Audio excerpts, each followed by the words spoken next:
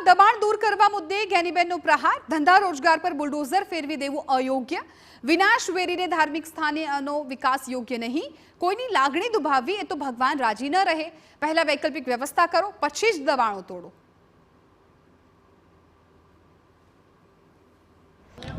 अयोध्या होय, सोमनाथ होय के अनेक धार्मिक स्थानों होय एनी अंदर मोटा पाये डेवलपिंग थाय एनो अमने वांधो ना होय, पण भगवान तो कोकने रोजगारी आपवानो होय अने एना आश्रे वर्षोथी